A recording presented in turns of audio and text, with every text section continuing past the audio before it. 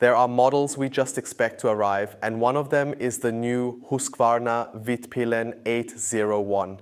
After the Svartpilen comes the Vitpilen, and I'll tell you in the video what it can and can't do.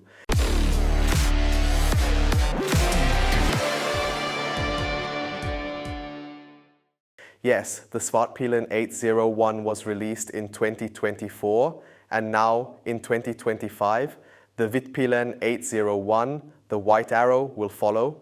Traditionally with Husqvarna, the Svartpilen leans more towards the scrambler style, offering a bit of off-road capability, while the Vitpilen is a road model.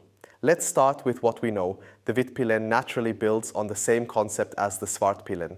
That means it has the same 799 cubic centimeter two-cylinder engine, producing 105 horsepower and 87 Newton meters of torque.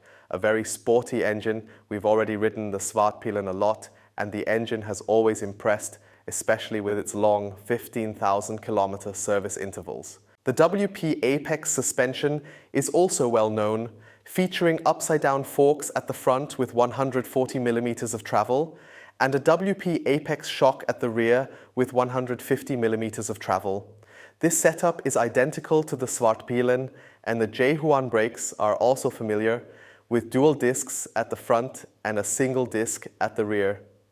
This means you'll have plenty of stopping power, especially since we've fitted a sportier tire, the Michelin Road 6.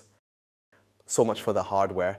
Now let's move on to the electronics, the design, and what's truly new about the Vitpilen 801. Starting with the design, from the headstock to the rear, it's identical to the Svartpilen. Yes, there are new color options available, but the real excitement is at the front. Husqvarna has installed a new bi-LED projector headlight, which includes a LED ring around it. The ring acts as the position light, and the main headlight is located centrally. It's quite an angular design, almost like the KTM models. I'm sure some will love it and others won't. Feel free to share your thoughts in the comments. Also noticeable at the front is the lower handlebar, since the Vitpilen is the sportier model and they wanted to create a more aggressive riding position. As for electronics and features, I've read the German and English press releases a few times and it's confirmed. The quick shifter is no longer standard on the Vitpilen 801. Why am I pointing this out? Simple. On its sister model, the Svartpilen, the quick shifter is standard, and we praised KTM for including it.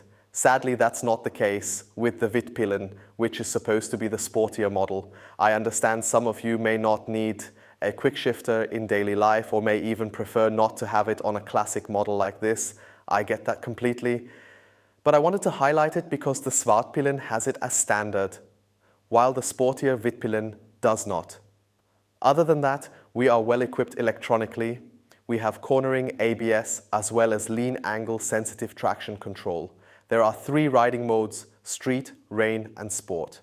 You can also opt for the dynamic mode, which adds supermoto ABS, anti-wheelie control and engine drag torque adjustment. As is typical for KTM, the Vitpilen 801 comes with a beautiful TFT display which can be customized, and it has connectivity features. And of course, KTM's accessory catalog is extensive, offering everything from cruise control to exhaust systems, so you can customize your Vitpilen to your liking. Finally, about the price, I don't have it just yet as I'm recording this video in advance, but once we have the price, we'll include it in the article which you'll find on 1000 PS. That's all I have for now about the new Vitpilen 801. You won't have to wait much longer for the test. Mex will be testing it at the end of October. That's fitting, because some of you might know that Mex still owns an old Vitpilen 701 with a single-cylinder engine. So we're very curious to hear what he has to say about the evolution to the two-cylinder and the new package the Vitpilen brings. Feel free to share your opinions in the comments. What do you think of the new design? What are your thoughts on the Vitpilen 801 in general? I'd love to hear from you. Thanks for watching and see you next time. Bye.